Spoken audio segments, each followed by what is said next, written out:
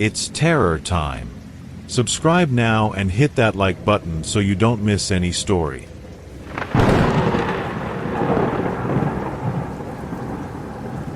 The first time I saw the fluid, weeping from the corner of Oliver's eye like a tar-black tear, I still believed in rational explanations. I am a man of science, trained at Oxford, head of the infectious diseases department at one of London's largest hospitals. My name is Alistair. The inexplicable was a challenge, not a specter.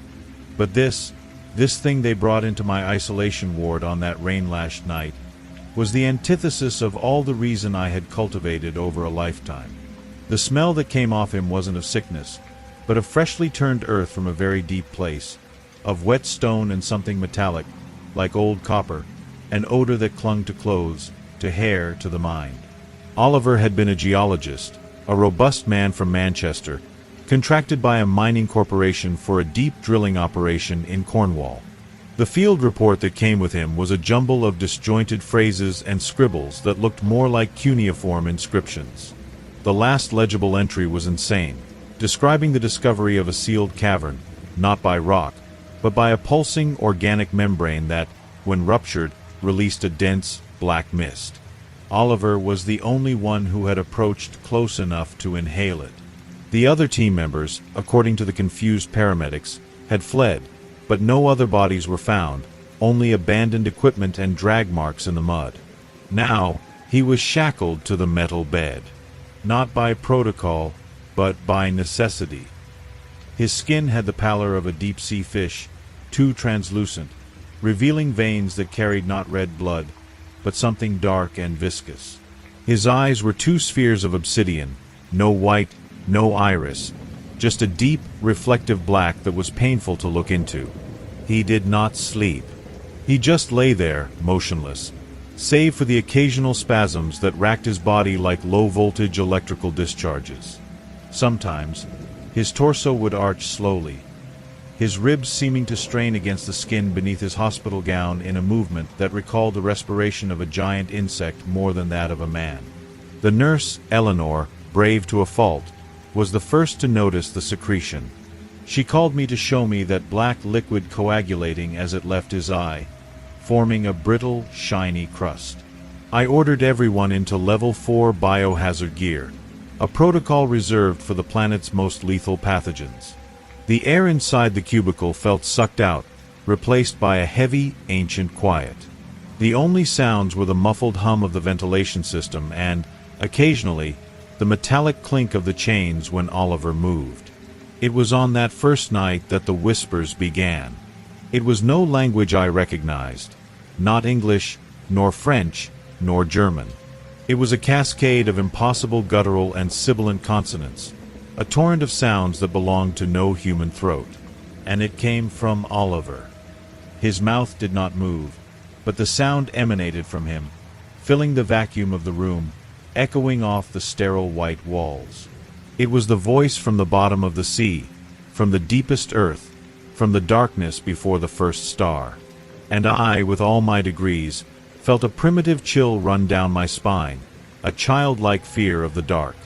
Recordings of these whispers, when analyzed by a linguist who later resigned without explanation, revealed complex patterns, an alien syntax, and words that echoed Sumerian and Proto-Celtic dialects in a way that should have been impossible. The days melted into a succession of clinical horrors. Tests were useless.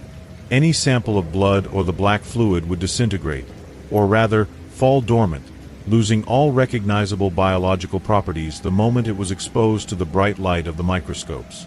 Sunlight, we discovered by accident, was agony for him.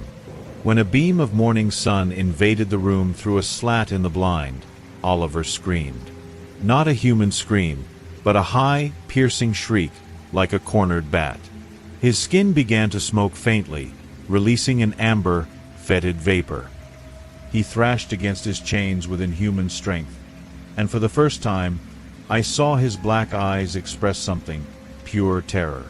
From that moment, we kept the unit in permanent twilight, illuminated only by sterile UV lights that seemed to calm, or at least not irritate, his condition.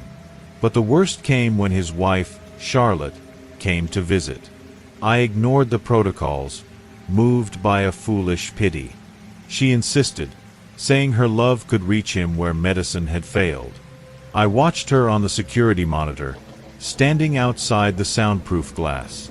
She placed her hand on the pane, her tears clearing a path on the fogged surface. Oliver, who lay inert, turned his head slowly. The whispers stopped. For the first time, he seemed focused, present. Then he stood up. The steel chains tensioned, and a metallic groan filled the room. He approached the glass, not with the fury of a monster, but with an almost solemn slowness. He raised his hand, pressing his palm against the glass, matching the outline of Charlotte's hand. For a moment, it was almost beautiful, and then he began to weep, not from sadness, but that primordial fluid. Black, thick tears streamed from his eyes and nose, smearing down the glass like sticky cobwebs. He opened his mouth and vomited an impossible quantity of that pitch, which gushed and spread against the transparent barrier. He wasn't trying to hurt her. He was trying to touch her, to share. The expression on his face wasn't one of rage, but of a distorted, terrifying love, a primordial desire not to be alone in that darkness. Charlotte screamed, and I panicked, ordering her removed from the area. The image of that man, my patient, offering his contagion as a nuptial gift, will never leave me. 2 days later, Charlotte was admitted to A&E with a high fever and a cough that ejected a dark, granular phlegm. She was placed in isolation, but the damage was done. The sharing had been successful. The hospital became a silent battleground. The isolation wing was sealed, but not in time. An orderly, a man named Arthur who had a young daughter at home, removed his protective gear too early, fatigued by a 16-hour shift. He was found the next morning in the supply closet, curled in the darkest corner, humming that same guttural melody that now echoed from Oliver's room. His skin already had the pearlescent pallor. Hysteria began to bloom among the staff. Conflicting orders came from the board, some demanding a total lockdown, others an evacuation. The fear was a virus as contagious as that black fluid. And I, Alistair, the rational doctor, began to notice changes in myself. The tiredness I felt wasn't normal. It was a bone-deep fatigue, a mental slowness that made every thought an effort. I dreamed of dark, cold places, of the crushing pressure of rock over my head, and woke with the taste of dirt and metal in my mouth. I checked my eyes in my office mirror, searching anxiously for any sign of black, any abnormal shine. The simple act of looking at a sunny window filled me with an irrational dread, a physical malaise that made me retreat into the shadows. The seed of dread was already planted in me, and I felt its roots growing, fed by constant exposure to that distorted reality. Right now, as I write this account by the weak light of an emergency lamp, the hospital's main electrical system is failing, perhaps sabotaged by those who can no longer bear the darkness we have become. I hear the sounds changing. The whispers have ceased. Now it is a chant, a low, monotonous melody, in a scale that hurts my bones.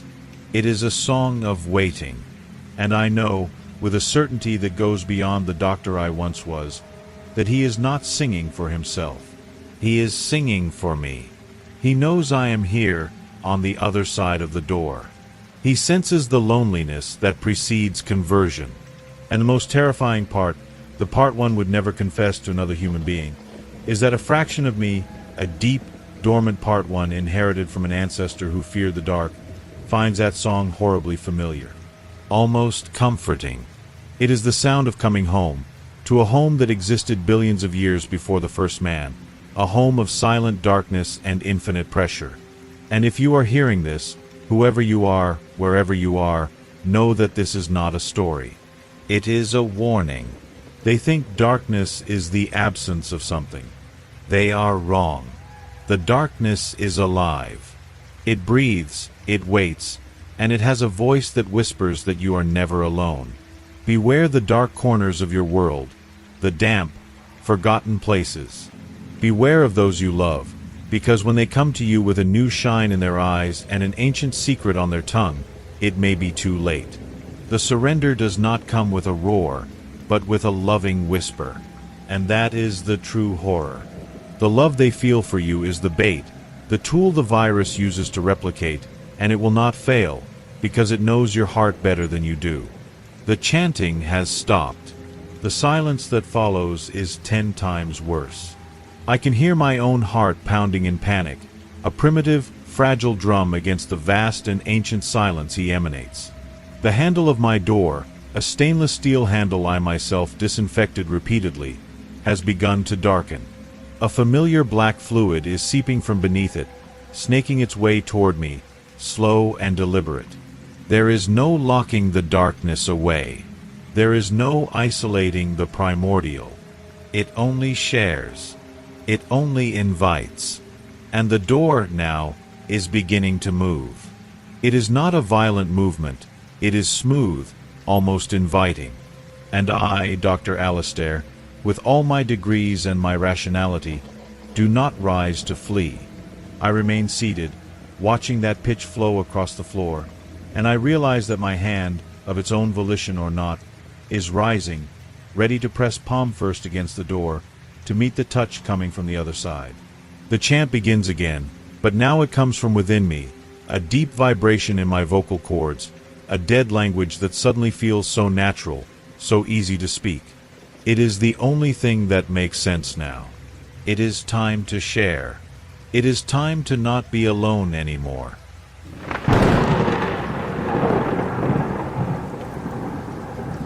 At 18, I didn't get a car or a party. I got a lodger. A permanent tenant who had already been living in my blood long before I was born. My name is Oliver, and this is not the story of how I fought a demon, but of how I learned to embrace it, because some inheritances are like tumors. They are rooted so deep that to remove one is to kill the host. The transition ceremony took place at the family manor in the Cotswolds, a centuries-old construction of dark wood that always smelled of musty rain and dead flowers, even under the most intense sun. All of my relatives were there. Uncles, aunts, distant cousins, all with the same prosperity in their eyes, a wealth that came not from work, but from a silent agreement. No one smiled. It was a funeral, but I was the coffin that still walked. My father, a man named Arthur, whose eyes always seemed to be looking at something very far away, placed a hand on my shoulder. His touch was icy, it always had been, as if the heat had been sucked out of him decades ago. He didn't need to say anything. I knew. It was my turn to carry the burden, the key that unlocked the family's fortune, the necessary sacrifice. The demon doesn't have a name I can pronounce. It didn't arrive in an explosion of fire or smoke. It simply settled in. It was like feeling a second consciousness awakening inside my skull, a heavy ancient presence that coiled around my thoughts like a serpent. The first days were the worst. I would wake in the middle of the night with a taste of ash and copper in my mouth, my own voice sounding strange in my ears. It didn't speak with words, but with impulses, images, raw emotions. A deep and absolute contempt for everything I was, for everything that was human. It saw my hunger, my thirst, my fear, with the disgust of an aristocrat watching a beggar crawl in the mud. The family's prosperity, of course, flourished. Investments that paid off overnight, opportunities that appeared like ripe fruit, diseases that mysteriously spared my relatives. They sent me to a comfortable house in Brighton, with a generous allowance I never asked for. Money was the only language they understood, the payment for my captivity. But money couldn't buy sleep. It couldn't buy a single moment of solitude. The entity inside me watched the world through my eyes with a poisonous boredom.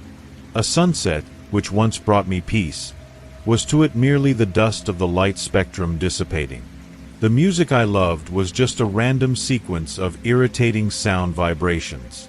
It despised beauty, despised art, despised love. And worst of all, it despised my own existence, The fact that it was trapped in such a fleeting, fragile, and sentimental creature. My mind was its cell, and it was a furious prisoner, kicking the bars of my consciousness every second of every day. I remember looking at my reflection in the mirror months after the transition. My eyes were the same, but the person behind them was unrecognizable. There was a shadow there, a depth that did not belong to an 18-year-old. Sometimes, for a brief instant, I felt a flash of what it was, a fragment of memory that wasn't mine, the recollection of a cosmic and icy void, of an existence before time. It was a loneliness so vast it made mine seem like a child's toy. And in those moments, a horrible feeling sprouted in me. It wasn't fear, it was pity. For the creature trapped inside me, condemned to experience life through my limited senses. The psychological torture didn't come from violent possessions or voices ordering me to commit atrocities. It was much more insidious. It was the scornful silence when I felt joy. It was the echo of contempt when I cried. It was the constant reminder that every breath I took was alone, every beat of my heart a drum marking the time of my sentence. It didn't want to hurt me.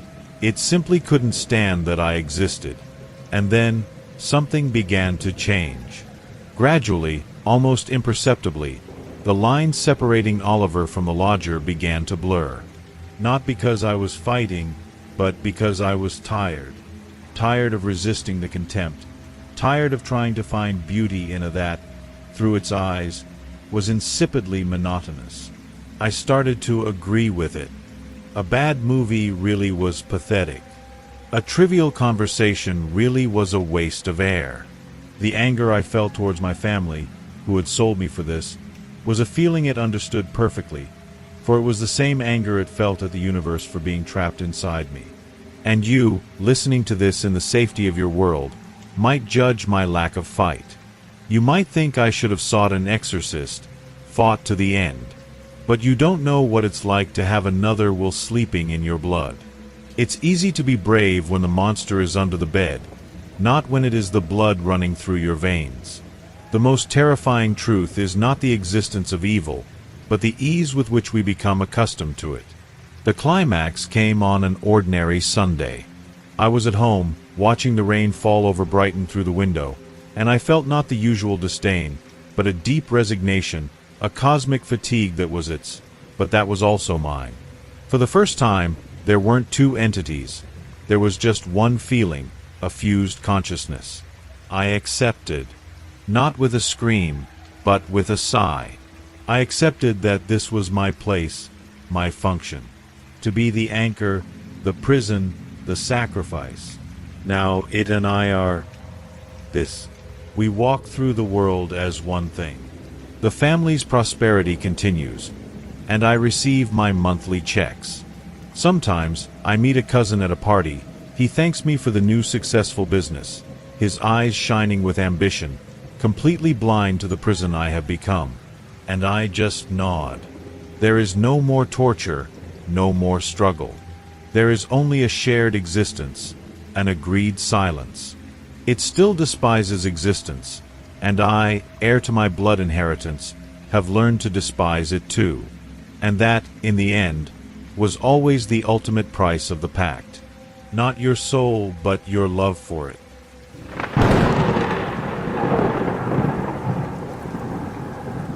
The first sign that something was terribly wrong was the smell of damp earth and old bones that came from her as she passed me in the hallway, a smell that no one else seemed to notice. My name is Daniel, and until 3 days ago, I had a life, a wife named Charlotte, a 5-year-old son named Oliver, and a house in Manchester that smelled of fresh coffee and warm scones. Now, I am locked in the basement, listening to the footsteps of the thing that looks like me living my life. And the worst part is that she is better at it than I ever was. It all began with a storm that cut the power. The darkness that fell over the city was thick, absolute, as if the world had been swallowed by a piece of black velvet.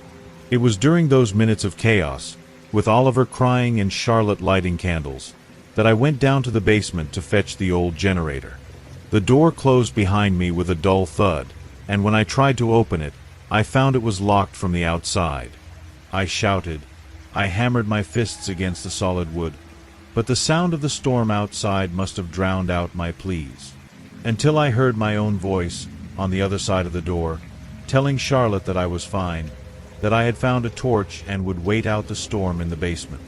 The voice was mine, the tone was mine, but the words held a calculated coldness that froze me from the inside out. Since then, I have lived in the darkness of this basement, sustained by an impotent rage and a fear that gnaws at my bones. The thing upstairs is perfect. Through a small gap in the floorboards, I can observe my living room. She sits in my place at the table, drinks from my morning coffee, kisses my wife on the forehead.